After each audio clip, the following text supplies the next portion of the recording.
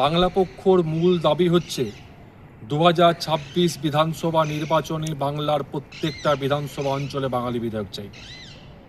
পশ্চিম বর্ধমান জেলার মাটি বাঙালির মাটি, 9টি বিধানসভাতে 9টি বাঙালি বিধায়ক চাই। এছাড়াও বিশেষ করে জামুরিয়ার মাটি হচ্ছে কাজী নজরুল ইসলামের মাটি, যে মাটিতে 85% বাঙালি। সেখানে কেন ইউপি বিহার বালিয়ার লোক এখানে বিধায়ক হবে? আমরা চাই এই জামুরিয়ার মাটিতে, এই নজরুলের মাটিতে বাঙালি বিধায়ক হবে। আমরা বাংলা পক্ষ পুরো জামুরিয়া জুড়ে আমরা পোস্টারিং করছি বাঙালি বিধায়কের দাবিতে।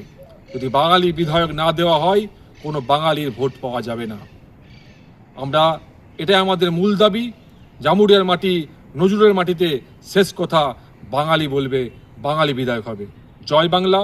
আমার নাম অক্ষয় বন্দ্যোপাধ্যায়, বাংলা পক্ষ পশ্চিম বর্ধমান জেলা সম্পাদক।